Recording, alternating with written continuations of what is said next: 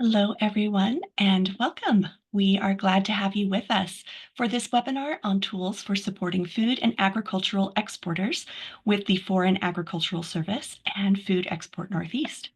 I'm your moderator, Jenny Alton from the New York Small Business Development Center Central Office. The NYSBDC is a network of campus-based centers and many more outreach offices located across New York State, along with the central office based in Albany. The NYSBDC is a U.S. Small Business Administration resource partner. Our free advising, education, research, and advocacy services are made possible by funding from the SBA, New York State, and our host campuses. In a moment, I will turn the time over to Dr. Mercedes Sanchez-Moore, International Trade Director here at the NYSBDC, and she will further introduce our other presenters, Collin Bradley with the Foreign Agricultural Service, and Logan Zweifel with Food Export Northeast. So you know we are recording today. We will share links to a PDF copy of the slides and the recording in a follow-up email. Attendees are muted and will not be on camera. Your chats will only be visible to me and our presenters. If you have questions during the presentation, please don't hesitate to type them in the Q&A box as they come up. You can open Zoom's Q&A box from the Q&A button at the bottom of your Zoom window, and we will save questions to address during a Q&A session after the presentation material, so we make sure we get through all the presentation material first. And with that, I will turn the time over to Dr. Mercedes Sanchez-Moore. Thank you, Jenny, for your kind introduction, and welcome everyone to our webinar, Tools for Supporting Food and Agricultural Exporters, featuring the Foreign Agricultural Service and Food Export Northeast. I'm going to provide a bit introduction of the New York Small Business Development Center and our international trade program. The New York SBDC is a partnership of the U.S. Small Business Administration, SUNY, the City University of New York, New York State, higher education institutions, and the private sector. The SBDC provides one-to-one business advisement, training, and research in support of entrepreneurship and economic development for the state of New York. The International Trade Initiative is a special program within the New York SBDC network, which is housed and part of the SUNY network of around 20 regional centers and 72 outreach and satellite offices. 98% of the population in the state of New York is within 30 minutes of an SBDC service location. The New York SBDC International Trade Initiative supports SBDC clients statewide with expertise and experience on international trade and trade compliance. We also provide SBDC staff with professional development, increasing trade advising capabilities statewide. All of our services are free, customized, and 100% confidential. We help small and medium-sized companies become globally competitive by providing export development and import operations assistance through one-to-one trade consulting, market research, innovative training, and links to additional export resources provided by our partners, Global New York, the U.S. Commercial Service of the Department of Commerce, the Small Business Administration, Exim Bank, and other public and private organizations as you see featured here. The New York SBDC can help your business become a successful competitor in foreign markets by helping you plan and implement your export strategy. Our international business consultants are available to assist retailers, manufacturers, high technology, and even service companies with export planning and other areas such as export readiness review, export business plans, targeting international markets, selecting sales and distribution channels, legal considerations and licensing, logistic procedures and documentation, market research and trade statistics, and international financing options. And now, it is my pleasure to introduce our main speaker of today's webinar, Collin Bradley. Collin is an international trade specialist in the Credit Program Division of the U.S. Department of Agriculture Foreign Agricultural Service. In this role, he conducts outreach to both exporters and international buyers to educate them on the benefits of using USDA's export credit guarantee programs. This has included presenting at webinars, conferences, trade shows, and one-on-one consultations with businesses. Before joining the Credit Program Division in 2022, Collin has held various positions within USDA. This includes leading strategic planning efforts at the Food Safety and Inspection Service and evaluating the efficacy of FSA's International Food Assistance Program. Please, Collin, go ahead with your presentation.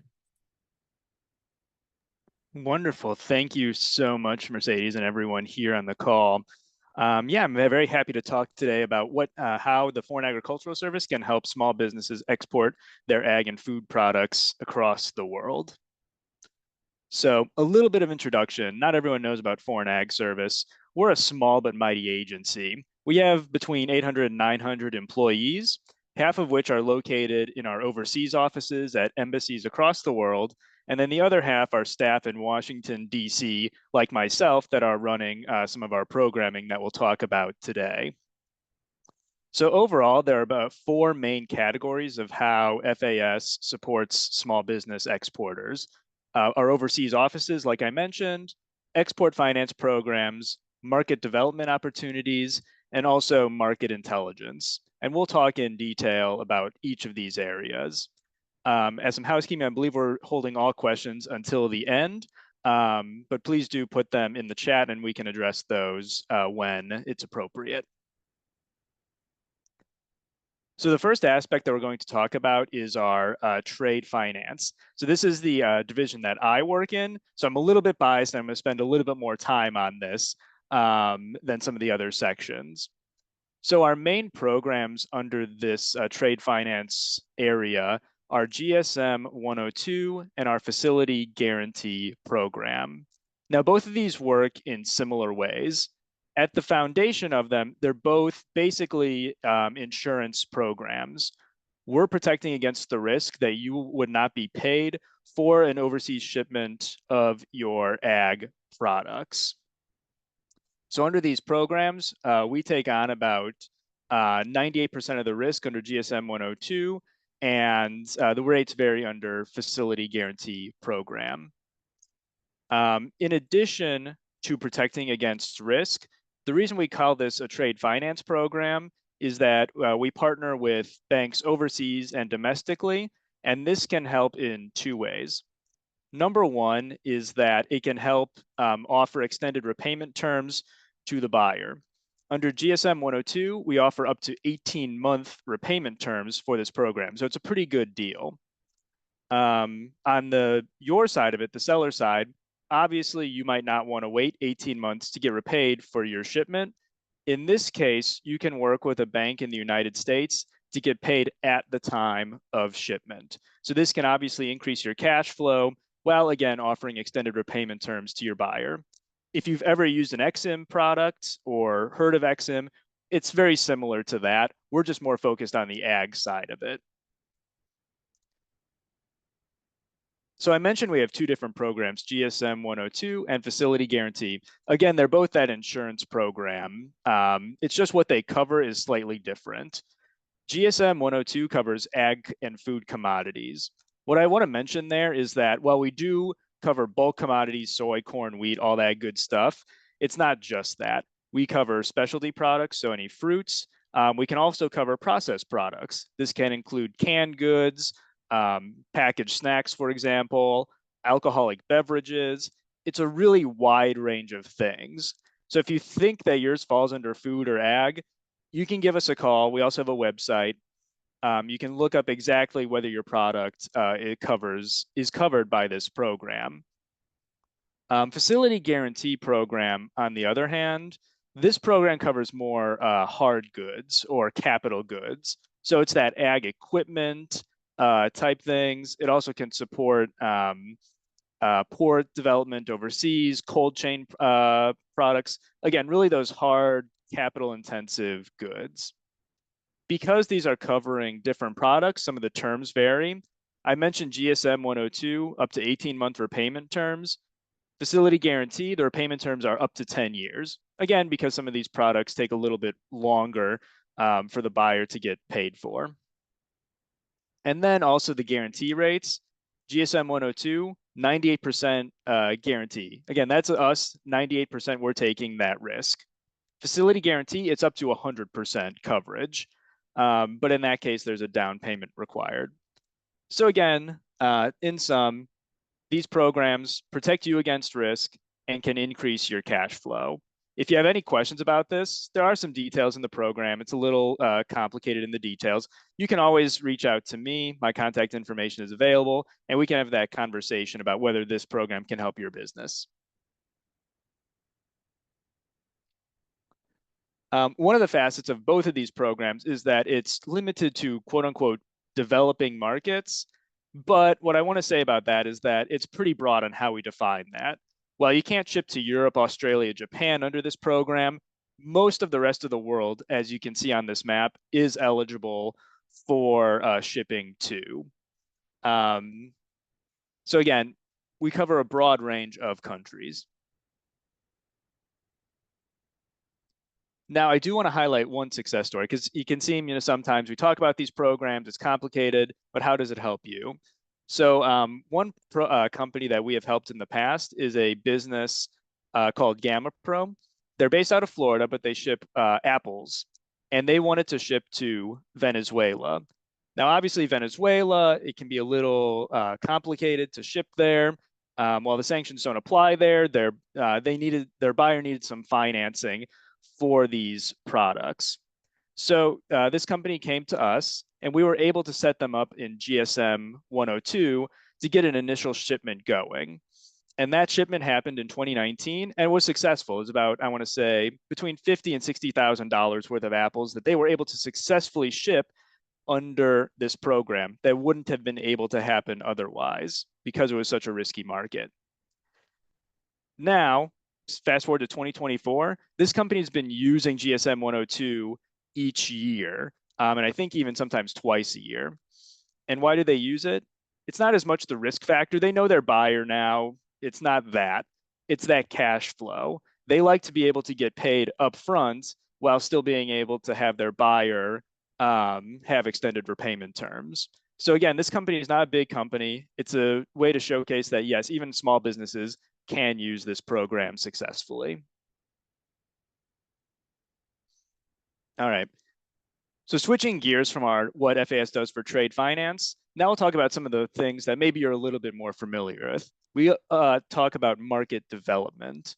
So market development is really just another way of saying building demand overseas for your products. And we do this in a few ways, trade missions, trade shows, and then a few cost share programs that I'll get into a little bit later.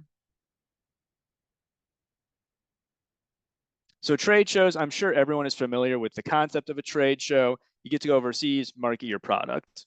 What USDA does, what our value add is that we select shows internationally that are endorsed by USDA. What that endorsement does is, one, it shows that this is a trade show that's worth your time, number one. But two, we also have a USA pavilion there. When you have a USA pavilion and you are at the trade show, it comes with support from FAS. So we can help translate materials, get set up there, and provide support throughout the trade show. Plus, it's a good way to highlight your product as a product of the United States, which many countries, that's very desirable.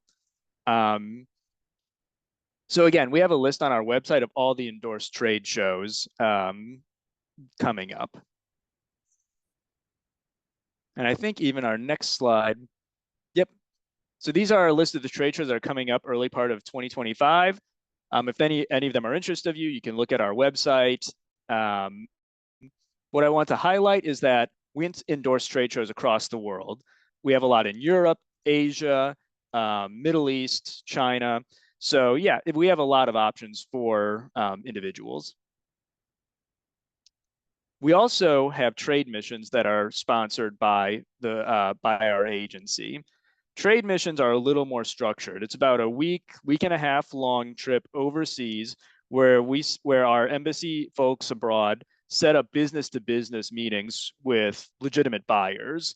So it's a great way to, at a trade show, you never know who you're going to see there. This one, it's very structured, and you're able to, and the embassy has done a lot of the work of filtering out serious clients versus people who might not be serious. The benefit of this is there's no fees to participate in a trade mission. You just have to apply. You only would have to cover your flights there and those sorts of costs. Our upcoming trade missions, to give a few examples, we have one in Morocco, Thailand, Guatemala, and those are just for the first half of calendar year 25. What I will note is that the application windows are sometimes short on these. So the best way to stay up to date is to sign up for the FAS newsletter. Besides like other great information that you'll learn from there, like I said, this will come straight to your inbox and it'll show you when those application windows for the trade missions are open. And you'll get these slides that have the link to sign up.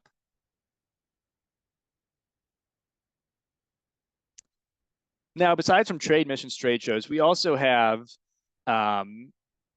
cost share programs to help with market development. Now, my next few slides are going to list all of these out. We have many of them, but I'm not going to go into too much detail on it because you won't be working with FAS to get this funding.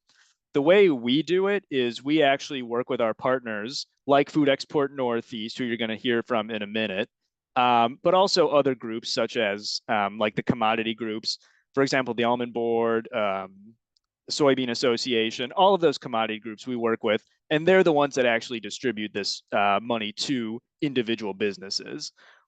We're just here as the background funder, but I'll talk about them anyway. So you'll see on here our two biggest programs that you might have heard of are RAP and MAP. Again, these are programs that are able to help fund certain things that you can use these programs to fund certain things. For example, it could be to attend one of our trade shows. It could help with some of those fees. It could help with it could help with certain product advertisements, translating materials, those sorts of things. Again, I'll let Food Export talk more about those programs because they're the ones that you're going to work with to apply for it. Yeah, one of the basic things to know is we have branded programs and non-branded programs. All that's to say is branded programs can be specifically for a branded product, so for your business, whereas non-branded programs are more generic, and those programs are to support promoting, for example, a whole commodity rather than an individual product. Again, you can look at these slides at your leisure. I'm not going to really go into too much detail since, again, these are more going to be associations that are applying for them. Okay. So moving on from creating demand is market intelligence. And so what this is being able to really research a market that you might want to go into. FAS, we offer a lot of free reports that everyone in the public has access to. And a lot of these reports, you can get information about specific commodities, or you can, if you're thinking about a specific country, get information on that market and some of the pitfalls and things you need to know that would be important. So there are two main systems that you really need to be aware of for FAS. Number one is GAIN, which is Global Agricultural Information Network. Again, completely free to use. But what this system does is that it houses thousands of reports that are developed each year by our diplomats overseas. And so they're the boots on the ground. They have a lot of insight into the demands of getting into a certain market, what's popular there, what's not, some of the regulations. So again, a very, very important resource that I highly recommend you look up. There's a link at the end of the presentation for it. Again, free to use. Two types of reports that I really want to highlight that you can use from GAIN. Number one is the exporter guide. These are, maybe 3 to 5 page summaries of that particular country's market. Gives you like the top 10 US exports there, any big regulations that you might need to be aware of, and just a very quick overview of a country. I personally use this all the time when I'm doing my yearly reviews, just to get a sense of what markets are doing. So again, exporter guides, very useful. The other thing that is useful are called our FAIRS reports. And I do apologize for so many acronyms, but FAIRS stands for Food and Agricultural Import Regulations. So if you know you want to get into a certain market, read this report and it'll tell you all of the things you need to know about compliance in that country. So this includes food safety, it includes labeling, and all those sorts of nitty-gritty things. So again, very, very important, especially if you're going into a new market that you're not very familiar with. So that's the GAIN system. Again, highly recommend looking online, signing up for it. You can set, like with the FAS newsletter, you can set certain reminders. So if you want to get notified when a new gain report for South Korea, for example, comes up, you can set that there too. Really great system. The other system we have is GATS, Global Agricultural Trade System. This is more for those perhaps economists, mathematicians, numbers geeks in the room like me. This one you can run reports about total US exports to certain markets. You can do analysis based on that. So again, it's a little more of a hard econ system, but it's kind of useful if you want to know overall trends. Like, for example, if you want to ship a pork product to a country, you can look at the numbers over the past 10 years of how much business has the US sent to that country. It's a very useful system. Data is updated monthly, and it's fun to play around in. So again, this is completely free to use for the public. So feel free to explore it at your leisure.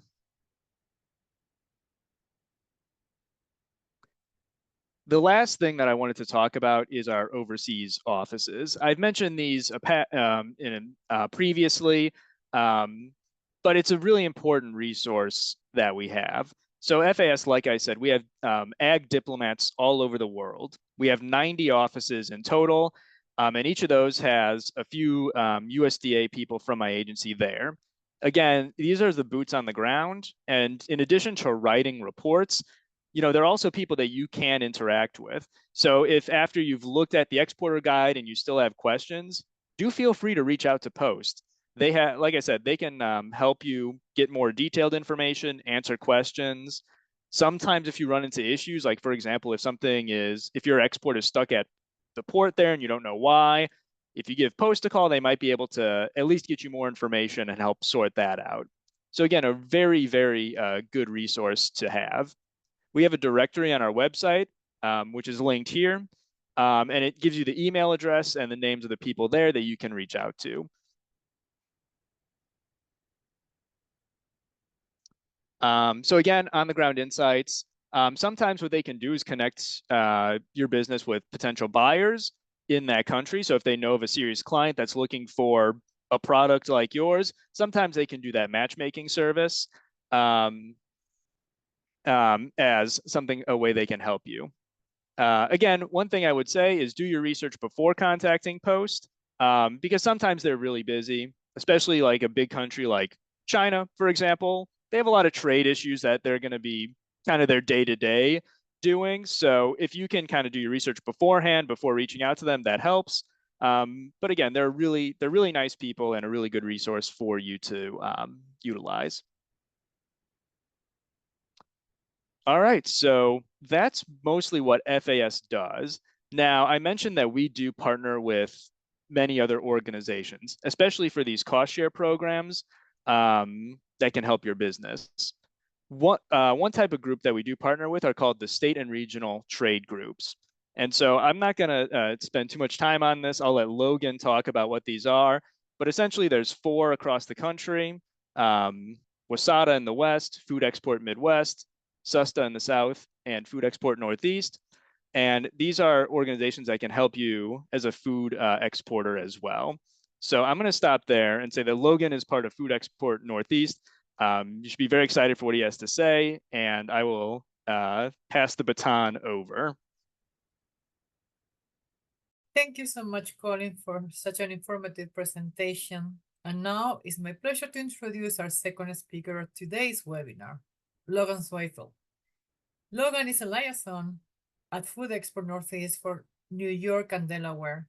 After graduating in May 2022 from Drake University with a bachelor's in international business and marketing, along with a minor in Spanish, Logan moved to Philadelphia to join Food Export Northeast as a liaison. Logan has had previous experience at Food Export as an intern for the Food Export Midwest member state of Iowa and has had many travel experiences, more recently through Europe and to Costa Rica. In his free time, he enjoys exploring Philadelphia, watching the sporting events, and traveling to new places. Logan has also recently started a master program for international logistics management at Maine Maritime Academy. Please, Logan, go ahead with your presentation. Thank you so much for the introduction, Mercedes. And Collin, thank you for the great presentation setting me up here to share more about Food Export Northeast. All right, so just to give an overview, I'm going to go into some background of Food Export Northeast and explain where the overlap with FAS takes place, how our funding works, and then we'll get into some of the programs and services that we offered here to help for exporting. To start here, the main overall mission of Food Export is to promote the export of Midwestern and Northeastern food and agricultural products through our programs and service offerings. So we do this by simplifying success, which is reducing the risk and the complexity of exporting value-added food, agricultural, seafood, and forestry products through education, market development, and market promotion. We enrich exchange, connecting the world's importers, distributors, manufacturers, and retailers to the best U.S. products and producers to help strengthen the vitality in our regions, businesses, and communities. And then the third component of that mission is realizing resources. So we partner effectively with our 23 member state agencies and the USDA's Foreign Agriculture Service to invest in the future of our member states and the U.S. agriculture that's present in those states. A little bit more as to who Food Export is. We are one of those 4 federally funded private nonprofit international trade organizations that Collin mentioned. We actually make up 2 of the 4. So Food Export Midwest and Food Export Northeast have a partnership or a strategic alliance in order to fund and pool our funding. Our members are the state departments of agriculture for each state. So I'll show a graphic and kind of break this down further on the next couple of slides. But then, of course, we work with small and medium-sized suppliers of value-added, consumer-oriented products that are in the Midwest and Northeast regions. So here again is just another view of that same state regional trade group breakdown. You'll see we've got Food Export Midwest and Northeast that have combined in order to cover 23 of the 50 states here. And as we discussed, here's that breakdown of our Midwest members. More often than not, you're going to see a representative from the Department of Agriculture of the respective state. You'll see here specifically, these are the 10 Northeast states and the 13 Midwest states that we work with. So a little bit about our boards. We don't need to go too far into this, but Food Export Midwest and Northeast are made up of the board of directors, which are basically agency heads at each of our member states. And then kind of getting into a little bit more of that strategic alliance here. The strategic alliance began in 2000, and it's renewed every 5 years between Food Export Midwest and Food Export Northeast.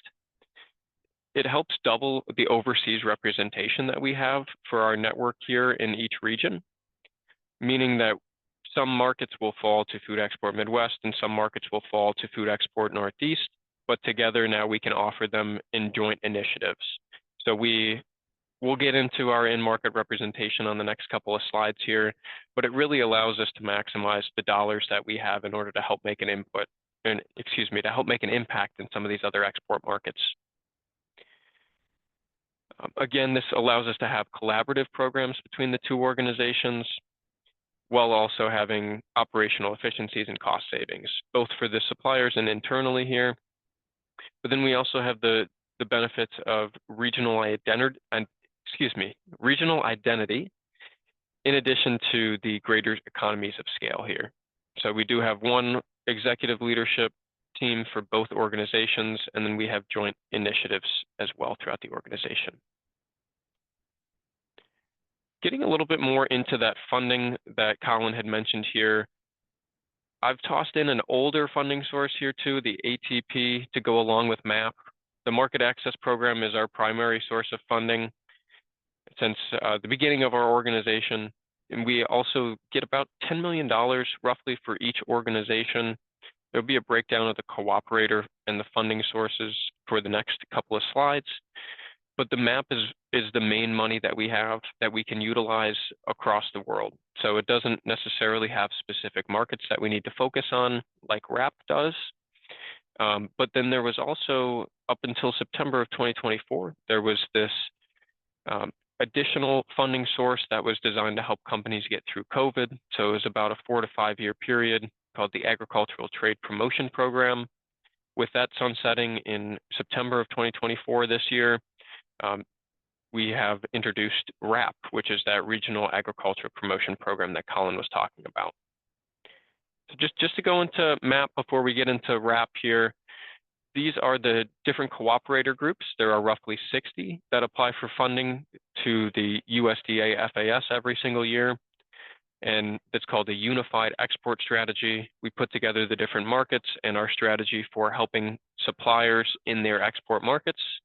And you can see this is the distribution here of Food Export Midwest getting the getting the third most funding here, and then Food Export Northeast getting the fifth most.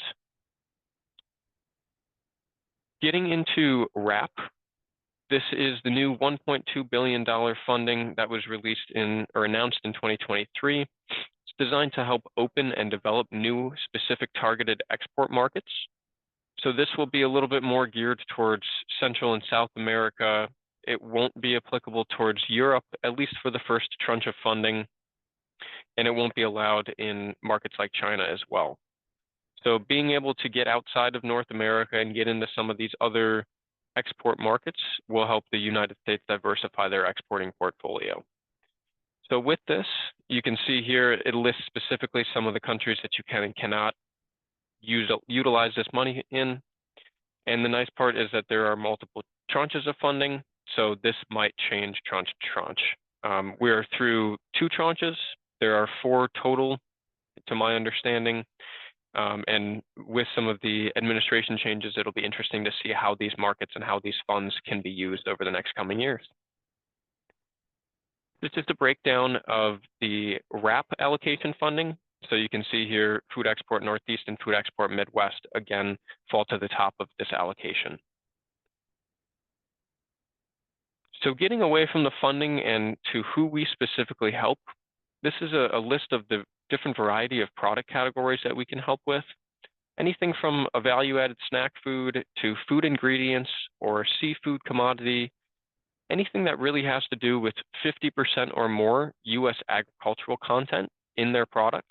So whether that be a food, beverage, or a feed of some sort, as long as it has 50% or more U.S. agricultural content, we can help you out, at least throughout all of our programs here. We'll get into a little bit more of some of the specifics of how we can help. We do have 20 in-market representatives that are strategically placed to help cover countries and regions around the world. You can see that in 2025, as a result of RAP funding, we're able to add a new IMR for India. In 2024, we were able to do the same for Africa. So these are 2 new markets that are emerging markets targeted by U.S. agricultural exports. In these markets, we have boots on the ground personnel. Usually it's companies that are consulting firms or local agencies that we've partnered with over the last couple of years. Some of which have been with us for 20 years, some of which, like Africa and India, have been with us for only a year or less than a year. So the difference in relationship and resources that are available do vary. However, the in-market representatives are a huge resource for us, whether it's planning the events that we put on or inviting buyers. There are a lot of different ways that our in-market representatives help food export be successful. Just real quick, I wanted to glance over some of the top reasons or the top benefits of exporting here. First, it's important to note that overseas markets are continually growing. So even though a product may have seen its most growth potential take place here in the United States, there might be an overseas market that is continually growing in that product category. The overseas markets continue to open thanks to new trade agreements. As we have transitions through different presidential administrations, you'll see oftentimes that this can impact the different trade agreements that we have. You get to help support the U.S. agricultural economy, so that, of course, there are some incentives built around helping support the overall U.S. GDP with exporting those U.S. products around the world. For number 5 here, you can increase your sales and income.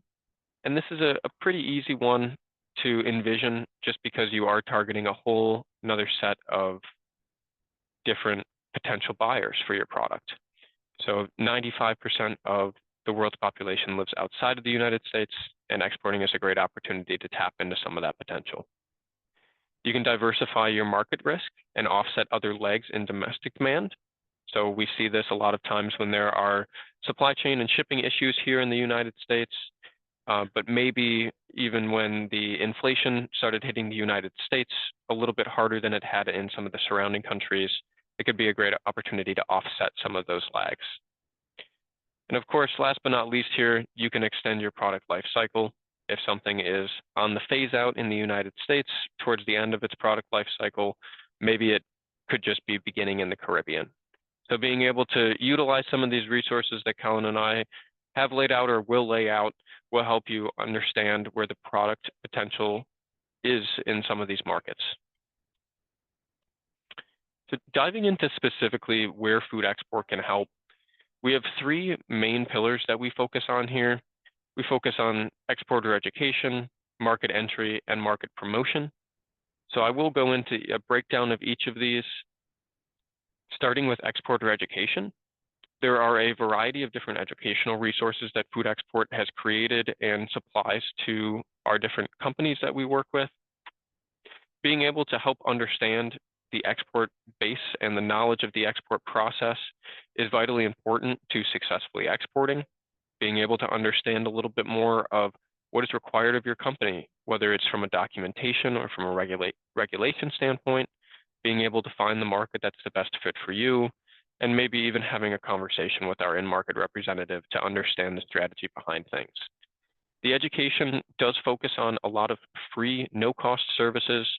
So whether that be webinars, our Export Essentials Online, which is our 11 different modules of learning the ins and outs of the export process.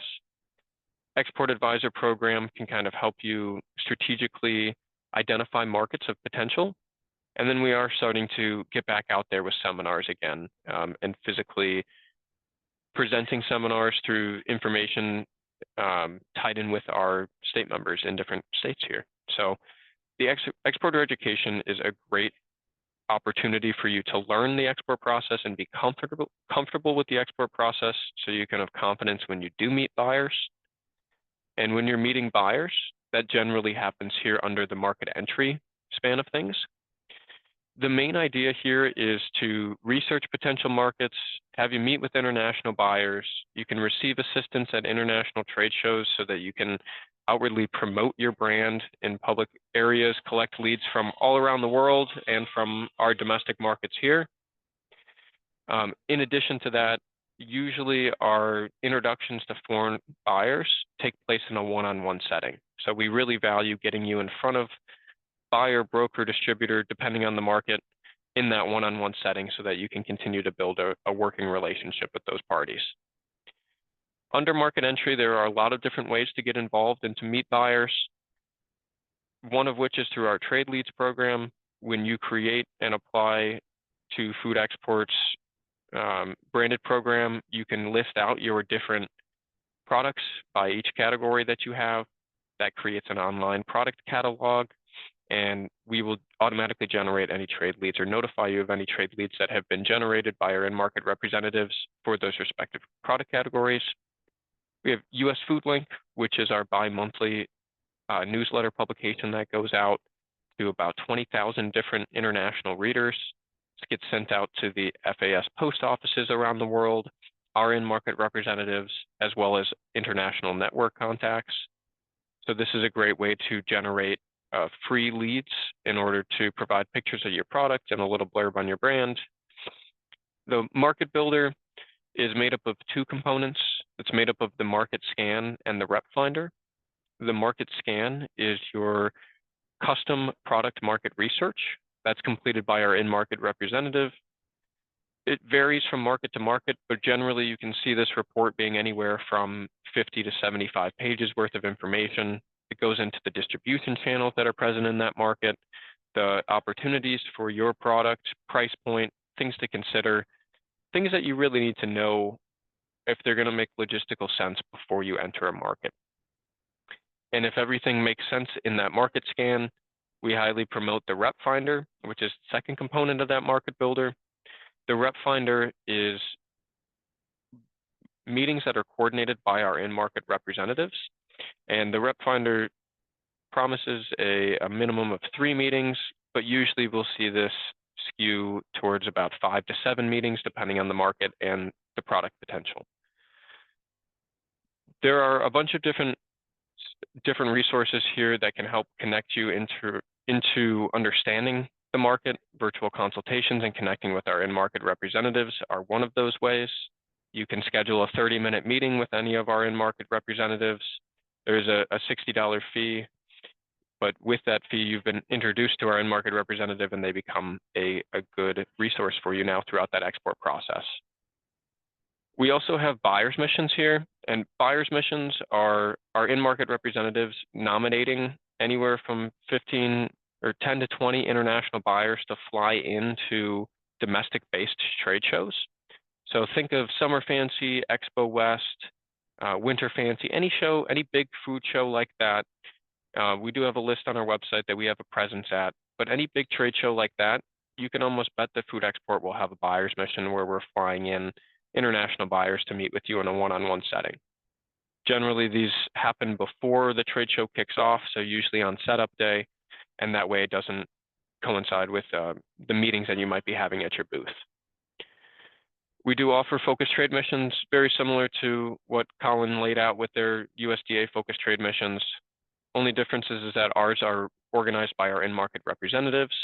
They do have a lot of support from the USDA posts in their local markets, but our in-market representatives will put together events for retail tours, pre-event custom product market research.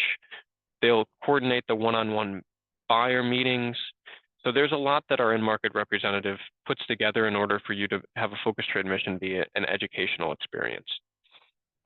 We also then have Food Show Plus, which is add-on services at international trade shows. So these add-on services range from adding an interpreter to your booth, anywhere to having an in-market representative invite targeted buyers to the trade show in order to meet you at the show. There are a lot of different benefits that Food Show Plus can add on to your international trade show experience to make it that much more worth it. And then getting into arguably the most exciting piece, that's the market promotion, also known as the branded program. I joke and say this is arguably the most exciting piece because this involves funding. So this is the one that everybody always wants to learn more about. This is a 50% reimbursement cost share program for eligible expenses.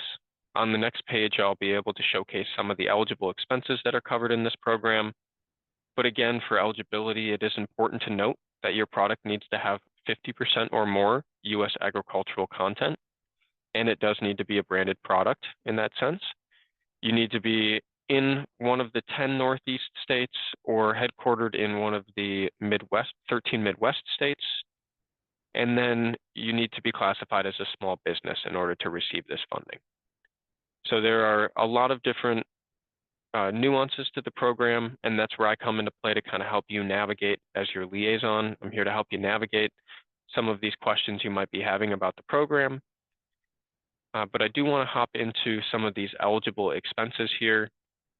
This could cover anything from a domestic trade show to international travel and an international trade show, focused trade mission, anything that you're doing to promote your brand in a foreign market towards digital marketing, whether you're doing social media marketing, Facebook ads, Amazon Marketplace, if you have an influencer in a foreign country, if you have a website that you're building to target a foreign country in a foreign language, labeling changes, stickering changes, anything to help you be compliant with a foreign export market and their local regulations, that's where this program comes into play. So there are a set list of domestic expenses, and as you can see, quite a bit more international expenses that can be covered under this program. It is designed to help your international marketing. So with that, I just wanted to do a quick overview of the application process. You would begin your branded pre-qualification online. You can create a free Food Export account. When you submit that pre-qualification, it'll be about 5 to 10 minutes of filling out generic company information so that we can kind of vet the companies coming through and applying for the money. You'll hear back in 3 to 5 business days, and that hearing back means that you'll be granted approval for the formal application. And when you have that approval for the formal application, you can map out by country your projected marketing expenses. So we call this a country marketing plan, and you're going to go through each market. And if it's Canada, for example, and you wanted to exhibit at the CL Canada trade show, well, you'd probably project out that travel for up to 2 company employees, hotels, meals and incidentals, trade show booth space, all of that stuff might be eligible. So you would go ahead and maybe project out $10,000 worth of eligible expenses. So you'd be requesting $5,000 worth of allocation for that market. You would go through and you'd do that for each market. So if you're doing some domestic trade shows, you'd create that under your United States market, and anything else that is targeting a foreign country would go under the respective country.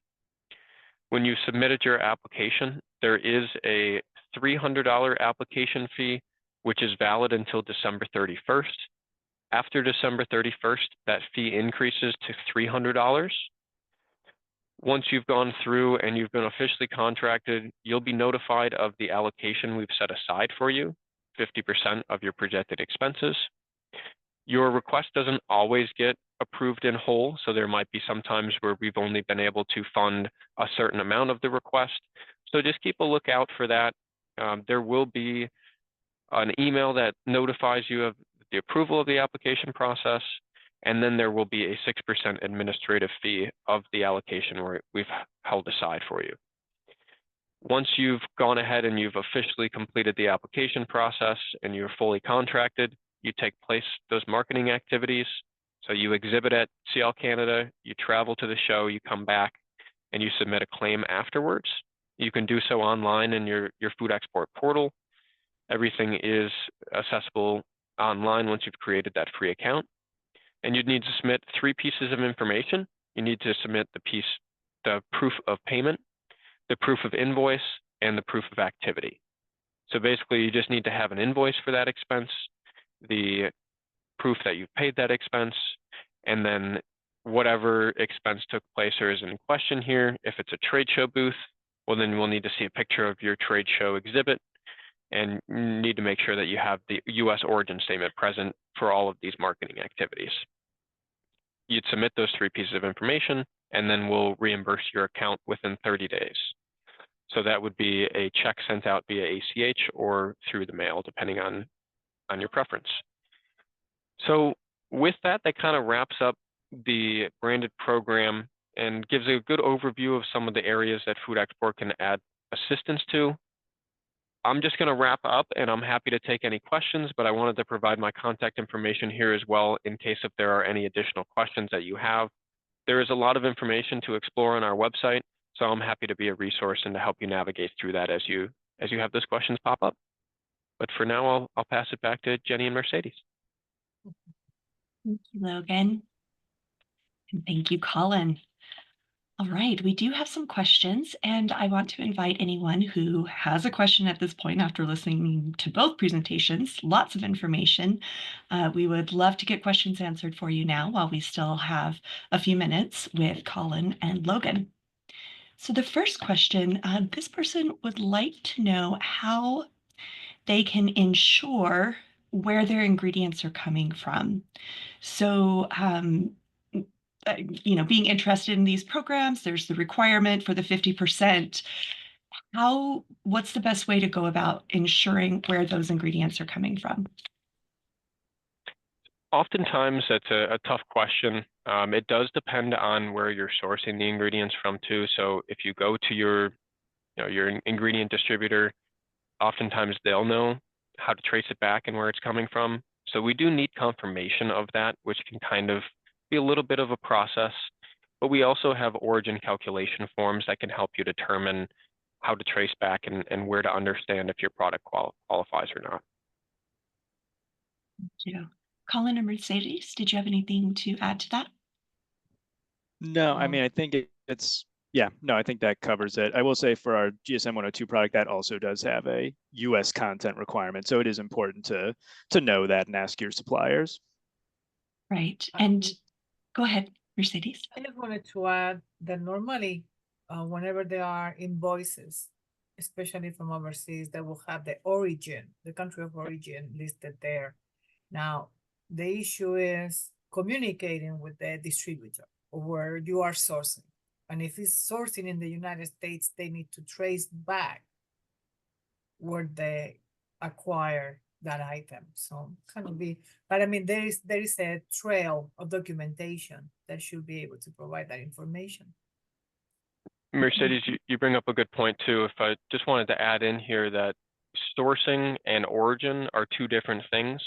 So even if you work with an ingredient distributor in the United States and it's a US-based company, that doesn't necessarily mean that the ingredients are coming from the United States. So it is important to decipher between the origin and the sourcing of things.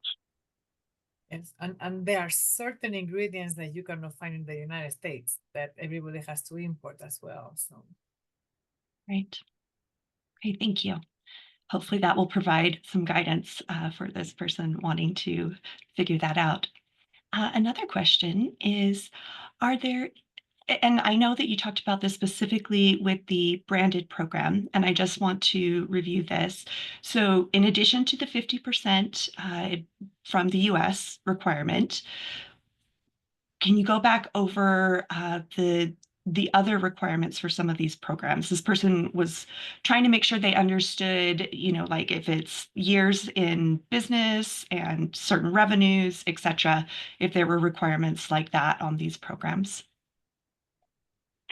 Yeah, so the three main, for food export, the three main criteria to look for is, are you classified as a small business? That one, it specifically adheres to funding, because if you're a small business, then you can receive funding. However, if you're a medium-sized or larger business, you wouldn't be eligible for the branded program. So that's a huge piece of information to focus in on. But then for all of our other programs, regardless of size, you need to have 50% or more of your product with US agricultural content. And then you need to be headquartered in one of our 23 states between Food Export Midwest and Food Export Northeast. And Collin, for your program? Yeah, and again, I review. think, the program that most directly this applies to is our credit guarantee programs, most likely GSM. Obviously, we're a little bit different. We're nationwide. So as long as you're registered within the United States, you're good. In terms of the content requirements, ours are a little higher for ag products. It does have to be, I believe, 90% US sourced. And then there's various requirements by weight. If it's a processed product that we don't need to get into the details, we can kind of have an offline conversation if that applies. But what I will say, though, is that I mentioned that our credit guarantee programs are similar to Export-Import Bank. One of the main differences, though, is that we don't have a number of years in business requirement, and you don't really have to provide us with those sorts of records. As long as, again, you're a registered business, there's a process to register on sam.gov that, again, we don't have to get into here, but ours is a little more basic than that. So any size business in the US, we're willing to work with. Fantastic. And food export is also like USDA in the sense that it doesn't necessarily come down to revenues. It's more so the employee count for us. And generally for the branded program, we do like to see $100,000 worth of revenue, but it's not a requirement and everything is handled case by case. Thank you. Okay, so a clarification on that first question then. So this person wants to clarify that, so the origin of the ingredients is more important than anything else, correct? With that 50% requirement, and I know, Collin, that it's higher on some of yours. So origin is what they're looking for. Yeah, I would say that's going to be the most important factor here for us. Okay, thank you. And so I would love to have both of you talk about just where you see people run into trouble when they go to apply for the programs. What are, a few tips that you can give to anyone interested in these programs to help them avoid some of these common problems?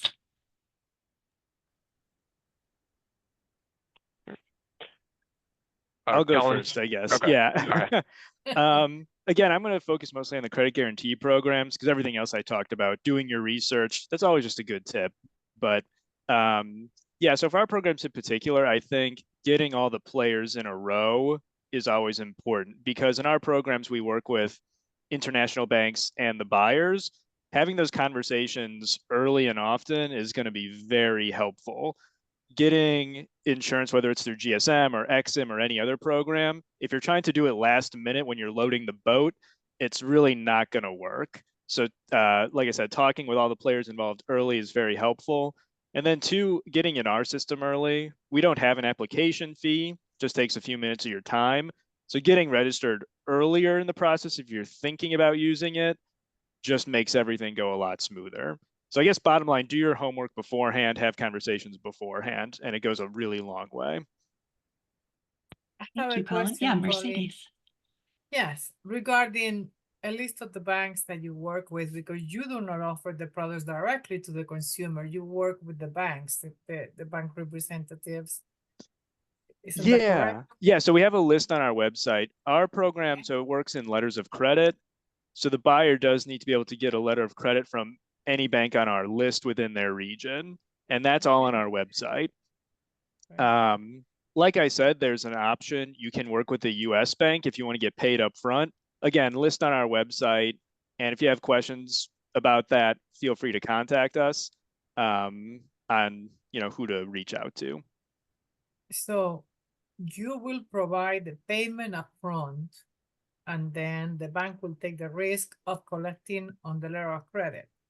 So and you cover the risk. Yeah, we cover the risk essentially on the letter of credit. The banks are the ones that are going to be actually giving out the cash to the exporter. What happens is if there's a default then between the two banks, the buyer's bank and the seller's bank, USDA will come in and cover that 98% of it. Thank you. Yeah, of course. Logan, we have just a couple minutes, so if you could comment on successful applications for your programs. Of course. So the nice part about food export is that everything is a la carte, so you can kind of pick and choose which programs are going to be best for you.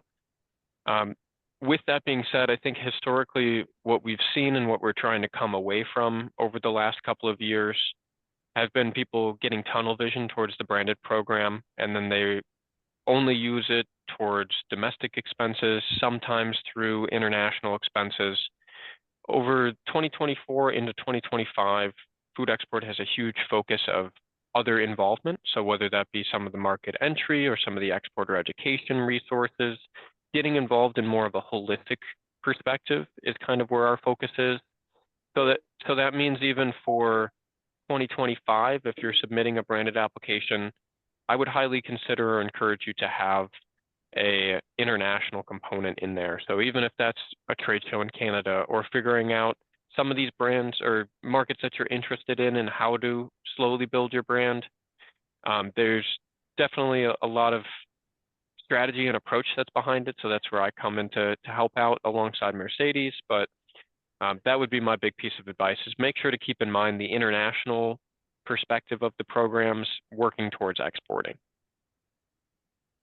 Thank you, In Logan. other words, Logan, if they only want the funding for the domestic trade shows, they might not be able to get approved for that unless they include an international component.